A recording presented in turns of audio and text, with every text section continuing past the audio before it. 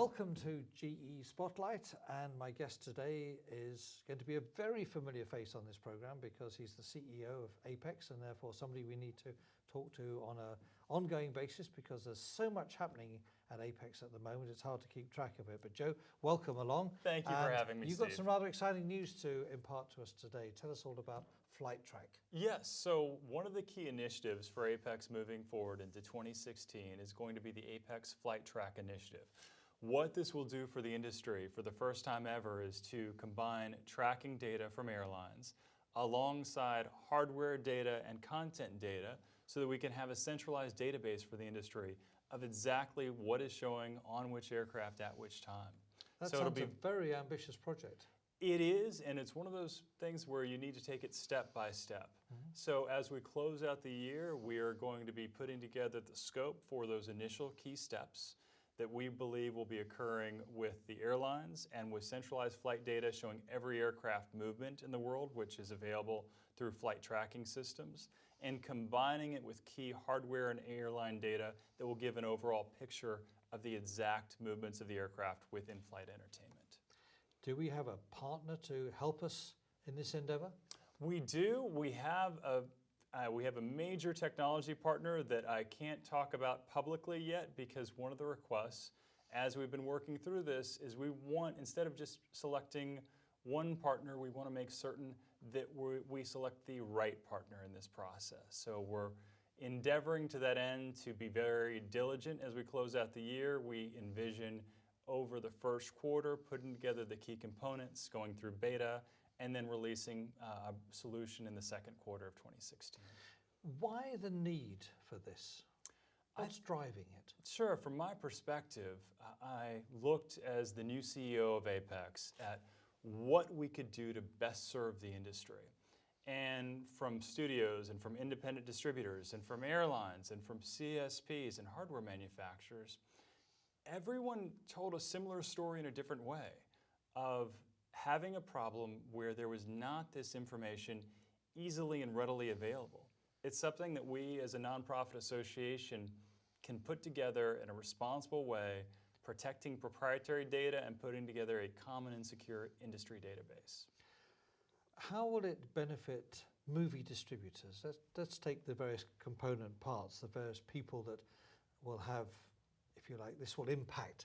How will it affect the distributors? For the movie distributors, they like to have an overview of how many aircraft movements there are with in-flight entertainment, and they also want to see, ideally, pieces of content. But ultimately, I think for the movie distributors, they would be very happy for the first portion alone, and that's what we're focusing upon in the first iteration, so that they can keep a very clear track of how frequently their flights with their airlines and their CSPs are moving, and then be able to look at that in a global view. So for movie distributors, I think it really gives a level playing field for everyone so that everyone has the same data sets. What about for the airlines? What benefits will it bring for them? I think airlines, it's kind of like what has happened with in North America with the increase of in-flight entertainment and seatbacks. You've seen a lot of airlines doing that by looking at scheduled flight guides, looking at what their competitors have. The same in the Middle East, where you see airlines saying, going into screen wars with larger sizes. I think that airlines want to have a very good overview of what they are offering, what they're offering relative to their competitors on certain routes. And it's market intelligence that right now airlines are having to go through the time, energy, and expense of doing on their own, and it's very easy, again, to keep in a centralized database for all. Now, one problem you've got to face, and this has been raised a couple of times already, is that you might record a flight as being from A to B, and it might have in-flight entertainment on, but because that aircraft, even though it's got in-flight entertainment, because the flight duration is, say, just an hour or maybe an hour 15 minutes, then no one's going to be able to watch a movie on that. And yet, what you're saying is that will be recorded as a movie flight. Yes, you just reminded me of my flight from Singapore today where I did not get to see the end of Entourage because they shut off the system 5 minutes before the end. So I'll have to see that offline. But more seriously, our responsibility is one of audit and standards. So We will be showing how long each flight leg is, and if an individual contract says a flight length must be of this duration for it to count, then that's individual contracts between parties. The same if, for example, if it's a flight like I took on Qantas this past summer when I was going from Brisbane down to Sydney, I was able to watch a shorter movie on that flight where most of the movies probably could not have been watched. So that's ultimately down to the commercial decisions between the parties. That's not our role as Apex. Our role is to provide the data, and we'll show this particular flight with this tail number aircraft, with this in-flight entertainment, took this period of time, and then that's between the two parties to use that data fairly. I'm sure you'll say you'll want to walk before you can run, but do you see flight track as, once it's established, as being able to be developed to bring other benefits to Apex members? Yes, I think it's very important to carefully develop a system in a thoughtful, methodical manner that best serves the industry. So as we start off, we're going to start with the core basics that provide critical data to our movie distributors, to our airlines, to our hardware manufacturers, and to the CSPs. Beyond that, I see some great potential because every individual area says this is what we would like to see in the future. And I think as we build it out, we can absolutely take those needs into account. Maybe it's too early to say yet, but will this information be available free of charge to members, or do you expect to make a small charge for it? We have to make this a self-paying, continuous paying service.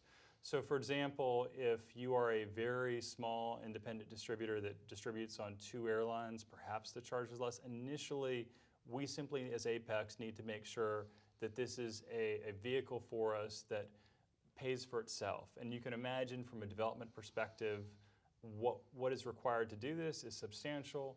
We want to make sure that we simply keep the association and the industry whole, and as a nonprofit, we're in the best position to do that. What do you see as the timeline? I believe that if all goes well over the next month to 2 months, and we're able to do this without an in-depth RFP procedure, that we can go through a Q1 beta process that would allow for release in Q2. If we have to go through an in-depth RFP process and bring in more industry expertise, that would go from a Q1 rollout RFP cycle, Q2 beta, Q3 release. So it really depends upon the readiness and willingness of the parties that we're pulling together to help us in our endeavors. But definitely 2016. Oh yes, this is a 2016 plan and something that I believe that will help Apex and everyone in our community tremendously. Now, I think you're in remarkably good shape, having just flown hot foot all the way from Singapore, where you attended the Singapore Regional Conference. Tell us all about it. How did it go? APEX Asia went incredibly well. Some of the most, I gave some insights showing the future of Asian air travel along with some great speakers.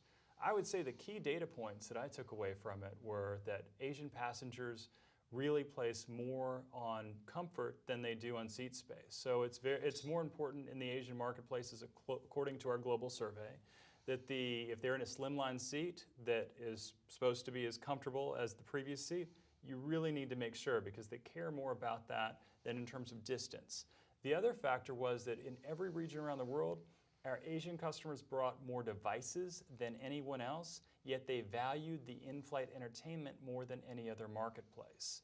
And I tried to, beyond Apex's own statistics, I investigated additional statistics to show why there might be that perception, why it was so critical to have so much entertainment. And the answer that I came about with is it's based on how they view content at home. In Japan, for example, 79% of people, while they watch TV, are using a second screen, versus a worldwide average of only 48%. So you see that same pattern in other areas like Hong Kong at 67%, and other markets where you would not expect to see extremely high secondary screen usage, like Thailand, also in the 60% range. It's very common as they move from devices that they use at home versus what they expect on the aircraft. And it was fascinating to share that data with the audience. They really enjoyed having new data points that they thought were true but had not been proven by anyone before. I can't help noticing the Asia conference was located in Singapore. So was this a little bit of a dry run for the main conference next year? It was. One of the things that we did immediately after my announcement as CEO of APEX is we made an announcement at Expo that we'd be co-locating our APEX Asia conference along with FTE Asia Expo. FTE being? A future travel experience. Okay. So they've been doing, this is their 5th year in Asia, doing an expo type event. And as we looked at our partnership and how well we've worked together, especially with their tremendous strength on the ground in addition to up in the air, we talked about a partnership for 2016. With APEX taking our show for the first time in a decade overseas like this, I thought it was very important to make sure it's a much bigger show. FTE has 1,200 attendees this year at FTE Asia Expo. We will have the benefit of having their on-the-ground expertise, their tremendous help and assistance to us in the air. They're a great organization that's very complementary to APEX, and so we appreciate their co-location for 2016 with APEX Expo along with FTE Asia Expo. Let's look ahead to the main conference. You mentioned there we're heading overseas for the first time in a number of years, going to be in Singapore, very exciting, everyone's looking forward to it. What can you tell us at this stage? We're still, 11 months out? Yes. What can you tell us to what we're going to expect? It's going to be an incredible conference because not only are we over 80% sold out, and we're looking at ways to do a spotlight on technology innovation in the conference and our remaining space, but the major announcement that we're putting forward and sharing with you today is I'm a big believer in doing what's best for the industry. And so with that in mind, we're very pleased and proud to announce our partnership with Aircraft Interiors. So Aircraft Interiors will be co-locating with APEX Expo and having Aircraft Interiors Asia with us in 2016. And it's a partnership we look forward to not only restarting in the here and now, but building up together so that we can take the best of Aircraft Interiors, the best of APEX, and in this instance, having 3 conferences in one with the best of FTE Asia Expo as well. So what's the implication for APEX and our membership? I think that this enables APEX to realize its full potential. Every single member that will be exhibiting at Aircraft Interiors Expo in Asia will become a member of APEX. So suddenly our scope broadens dramatically to include all of the seat and interior manufacturers that may not have been a part of our community in the past. We're able to open up a whole new avenue and dramatically increase the number of airline executives and attendees that will tremendously benefit our shows. I think it will take our numbers from, we were in the 2,000 to 3,000 range this past year. I think with the 3 shows in one in Singapore, we could be at the 3,000 to 4,000 range. And of course, let's not forget the Multimedia event coming up in April, I believe. What are the specific dates and where's the location? In April, we're having it from the 18th to the 20th, and originally we were going to go to Istanbul, Turkey this year, but there was a request from our community that we hold Istanbul for another year, and we're going to go ahead and go with Amsterdam, and we're looking forward to it. I've been told by a lot of my colleagues here at APEX that it was one of the best events that they've ever had when it was held in Amsterdam years ago, and we look forward to repeating that. I have very fond memories of the Amsterdam conference, and those of you who were with me that evening at dinner will know exactly what I mean. That's great. Hey, it's been lovely talking to you, Greg. Thanks very much indeed, Joe. Thanks, Steve. It's a pleasure. It. Thank you for sharing. Always great being here with you. Thank you for having me.